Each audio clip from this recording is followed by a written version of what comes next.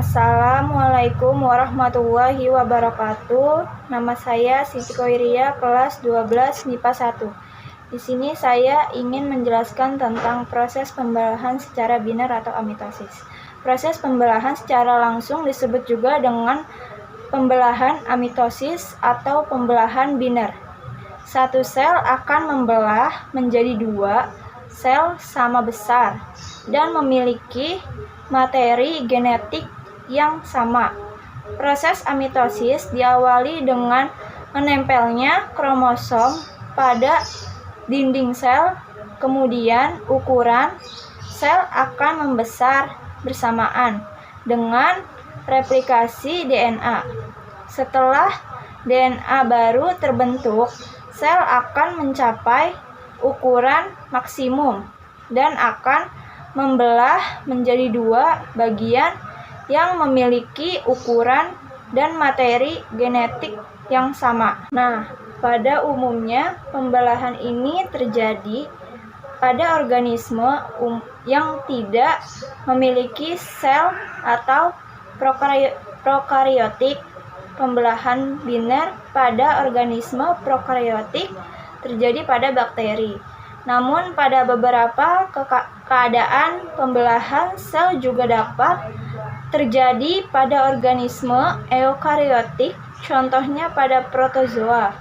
Pembelahan sel yang terjadi pada organisme protozoa salah satunya dinamakan euglena. Umumnya euglena berkembang biak dengan cara aseksual, yaitu dengan cara pembelahan biner membujur.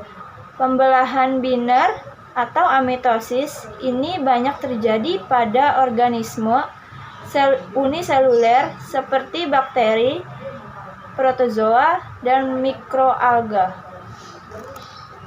Selanjutnya ada interfase. Interfase adalah tahapan di mana sel anakan baru hasil pembelahan atau mitosis.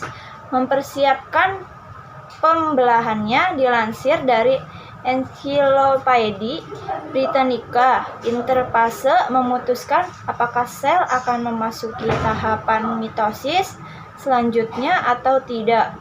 Fase G1. Fase G1 adalah fase pertama pertumbuhan primer sel di mana sel tumbuh secara fisik. Fase G1 disebut sebagai fase istirahat karena tidak terjadi sintesis DNA, hanya mempersiapkan seperti pembentukan enzim dan protein. Fase S. Fase S disebut juga dengan fase sintesis karena pada fase inilah DNA dalam 23 pasang kromosom direplikasi. Pada fase S, DNA disintesis dari salinannya secara lengkap dengan cara replikasi. Fase G2 atau fase pertumbuhan sekunder adalah fase setelah DNA disintesis. DNA yang disintesis diperiksa dalam fase ini untuk memastikan tidak ada kerusakan setelah fase S. Fase M. Fase M atau mitosis adalah fase pembelahan sel yang telah dibahas pada materi sebelumnya, yaitu tahap-tahap mitosis. Pada mitosis, sel membelah menjadi dua anakan yang identik dengan induknya. Selanjutnya ada interfase, terjadi replikasi DNA atau dari satu salinan menjadi dua salinan. Yang kedua, fase GAP1, belum terjadi replikasi DNA. Yang ketiga, fase sintesis atau S. DNA dalam inti mengalami replikasi sehingga menghasilkan salinan 2 DNA. Yang keempat ada fase GAP2, replikasi DNA telah selesai dan sel bersiap mengadakan pembelahan. Assalamualaikum warahmatullahi wabarakatuh. Saya Zikrin Nugraha dan di sini saya akan mempresentasikan tentang mitosis. Ya, mitosis adalah peristiwa pembelahan sel yang menghasilkan dua sel anak dengan jumlah kromosom yang sama seperti sel induknya. Pembelahan mitosis hanya terjadi pada sel eukariotik, sedangkan sel prokariotik tidak dapat melakukannya. Alasannya karena sel prokariotik tidak memiliki nukleus atau inti sel, membran inti sel, dan mitokondria, sedangkan mitosis memerlukan organel-organel tersebut. Proses pembelahan mitosis terjadi di semua sel-sel tubuh atau somatis, kecuali sel-sel kelamin atau gamet. Pada tumbuhan, pembelahan mitosis terjadi di jaringan meristem, seperti ujung akar dan ujung tunas batang. Pembelahan mitosis berfungsi untuk pertumbuhan sel tubuh, mengganti sel-sel tubuh yang rusak atau regenerasi, dan mempertahankan jumlah kromosom. Di sini ada beberapa ciri-ciri pembelahan mitosis, yaitu yang pertama, proses pembelahan mitosis berlangsung di sel-sel tubuh atau somatis. Yang kedua, menghasilkan dua sel anakan yang sifatnya identik dengan sel induknya. Yang ketiga, terdiri dari 4 fase, yaitu profase, metafase, anafase, dan telofase. Sel anak memiliki jumlah kromosom yang sama dengan jumlah kromosom induknya, serta sel anak mampu untuk membelah lagi. Yang kelima, pada usia muda, dewasa, dan tua, pembelahan mitosis dapat terjadi. Pada proses pembelahan mitosis yaitu terdapat 4 fase atau tahap. Yang pertama yaitu profase, metafase, anafase, dan telofase. Yang pertama adalah profase. Pada tahap profase, sentrosom mengalami replikasi sehingga menghasilkan 2 sentrosom. Kemudian setiap sentrosom akan bergerak ke kutub-kutub inti sel yang letaknya berlawanan. Di saat bersamaan, mikrotubulus mulai terlihat di antara 2 sentrosom. Mikrotubulus ini merupakan serat protein panjang yang memanjang di sentriol ke segala arah. Lama-kelamaan, mikrotubulus ini akan membentuk seperti gulungan benang yang bisa kita sebut dengan benang-benang spindel. Di tahap pembelahan sel ini juga, benang-benang kromatin mulai mengalami penebalan yang kemudian membentuk kromosom. Nah, kromosom ini terdiri dari 2 kromatid identik yang terikat pada sentromer. Setiap sentromer memiliki 2 kinetokor yang merupakan formasi protein dan menjadi tempat melekatnya benang-benang spindel nantinya. Selanjutnya yaitu nukleus dan membran inti sel mulai menghilang. Selain itu, sentrosom telah sampai di kutubnya masing-masing. Benang-benang spindel pun akan membentang dari kutub satu ke kutub yang lain. Benang spindel ini nantinya akan berperan untuk menarik kromosom ke bagian tengah inti sel di tahap selanjutnya. Yang kedua adalah metafase. Pada tahap ini, nukleus dan membran inti sel sudah tidak terlihat. Masing-masing kinetokor pada sentromer dihubungkan ke satu sentrosom oleh benang-benang spindel. Kemudian pasangan kromatid bergerak ke bagian tengah sel atau bidang ekuator dan membentuk lempeng metafase. Posisi kromosom yang terletak pada bagian tengah sel ini membuat jumlah kromosom dapat dihitung dengan tepat, dan bentuk kromosom juga dapat diamati dengan jelas. Yang selanjutnya yaitu telofase. Pada tahap ini, kromosom telah sampai di kutubnya masing-masing. Benang-benang spindel mulai menghilang dan membran inti sel juga mulai terbentuk di antara 2 kelompok kromosom yang terpisah.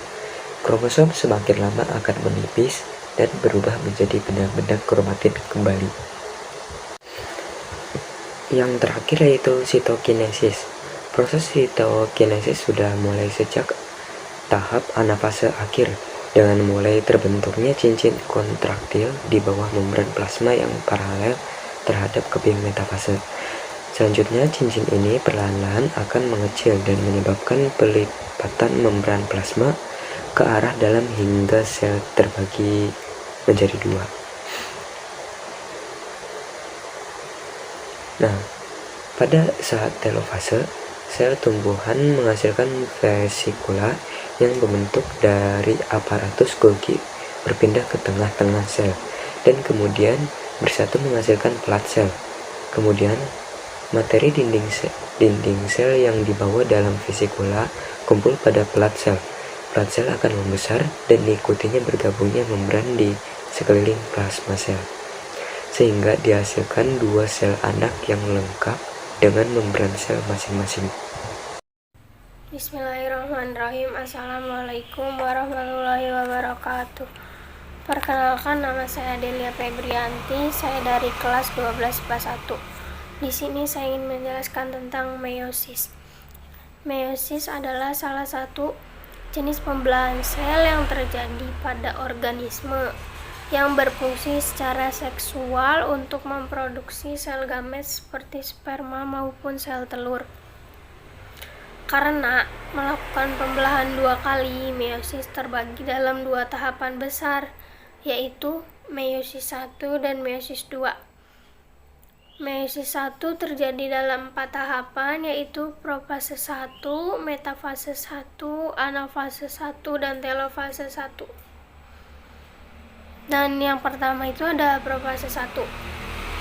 Profase diawali dengan leptoten, di mana kromosom yang terdiri dari serat kromatin memanjang dan membentuk struktur kromomer dan mengarah ke sentriol. Kromosom yang sama kemudian dipasangkan atau disebut dengan zigoten. Pemasangan kromosom dibantu oleh kompleks protein sinaptomal agar stabil. Kromosom yang telah berpasangan kemudian mengalami pakinema atau pembelahan dan persilangan bahan kromatin yang dibantu oleh enzim ligase. Kromosom kemudian memasuki tahap diplonema, yaitu hilangnya kompleks protein sinaptomal dan kromosom mengalami pindah silang. Profase 1 diakhiri dengan diakinesis atau pemadatan kromosom ditarik oleh benang sentriol. Dan kita bisa lihat gambarnya. Gambar profase 1 yaitu ada sentrosom, centrioles, pindi, chiasmata, homologous chromosomes, nuclear envelope fragment. Dan yang kedua itu ada metafase. Metafase 1 adalah fase di mana kromosom yang terikat pada benang berkumpul pada secara sejajar pada ekuator sel. Dan kita bisa lihat gambar metafase 1 yaitu ada centromer with kinetochore, dan yang ada metafase flat, ada morotubel. Dan yang ketiga itu ada anafase. Anafase 1, pada dase anafase kromosom akan bergerak kedua kutub yang berlawanan dengan sentromer masih utuh. Dan di situ kita bisa lihat gambarnya anafase 1. Yaitu ada sister chromatids. Dan yang terakhir itu ada telofase 1. Pada telofase terbentuk dua inti anak dan terjadilah sitokinesis atau pemisahan membran yang kemudian menghasilkan dua sel anak. Dan di sini kita bisa lihat gambarnya telofase 1 dan sitokinesis. Yaitu ada Clara Gevurov. Sekian dari saya ucapkan terima kasih. Wassalamualaikum warahmatullahi wabarakatuh. Assalamualaikum warahmatullahi wabarakatuh. Perkenalkan, nama saya Aryo dari 12 IPA 1. Saya akan membahas materi meiosis 2. Meiosis 2 terjadi dalam 4 tahapan, yaitu profase 2, metafase 2, anafase 2, dan telofase 2. Yang pertama adalah profase 2. Profase 2 terjadi pada kedua anak hasil meiosis 1 secara bersamaan. Pada setiap profase, membelah menghasilkan 2 sentriol sekitar kromosom. Sentriol kemudian bergerak ke ujung-ujung kutub yang berbeda. Lanjut ke metafase 2. Pada metafase kedua, kromosom kembali berjajar pada garis ekuator dan sentromer, membelah membentuk 2 anak kromosom. Lanjut lagi ke anafase 2. Masing-masing anak kromosom bergerak ke ujung kutub yang berlawanan karena ditarik oleh benang spindle sentriol. Dan lanjut lagi yang terakhir ada telofase 2. Pada telofase, kromosom telah selesai berpindah ke ujung dan membran inti terbentuk menyelubungi kromosom untuk membuat 2 inti sel baru. Lalu terjadi sitokinesis, yaitu pembelahan sitoplasma menjadi 2 dan menghasilkan 2 sel anak baru. Jika dijumlahkan, maka total 4 sel anak dihasilkan meiosis yang materi genetiknya setengah dari induknya. Itu saja dari saya. Sekian. Wassalamualaikum warahmatullahi wabarakatuh. Assalamualaikum warahmatullahi wabarakatuh. Perkenalkan, nama saya Sri Lestari dari kelas 12 IPA 1. Di sini saya akan menjelaskan tentang spermatogenesis, oogenesis, makro dan mikro. Ini saya akan menjelaskan spermatogenesis terlebih dahulu. Spermatogenesis adalah proses pembentukan sel sperma di dalam testis pria. Spermatogenesis sendiri berasal dari kata spermato yang memiliki arti benih dan genesis yang berarti pembelahan. Spermatogenesis merupakan proses produksi dan pengamatan sel sperma di dalam testis pria. Pria menghasilkan sperma setiap hari, tetapi siklus regenerasi sperma penuh atau spermatogenesis membutuhkan waktu sekitar 64 hari. Ini adalah siklus lengkap produksi dan pematangan sperma. Oke, selanjutnya saya akan menjelaskan tentang oogenesis. Oogenesis adalah proses pembentukan dan pematangan sel telur ovum pada wanita yang terjadi di dalam ovarium atau indung telur. Sel telur di dalam tubuh wanita sudah ada sejak masih berusia 8 hingga 20 minggu di dalam kandungan. Oke, selanjutnya saya akan menjelaskan tentang mikrosporogenesis adalah proses pembentukan gamet jantan atau sperma yang berlangsung pada bunga, yaitu di dalam serbuk sari bagian dari kepala sari atau antena yang di dalamnya terdapat kantong serbuk sari atau mikrosporangium. Yang kedua, saya akan menjelaskan tentang megasporotogenesis adalah proses pembentukan gamet betina atau ovum yang berlangsung dalam bakal buah atau ovarium dan menghasilkan kantong lembaga.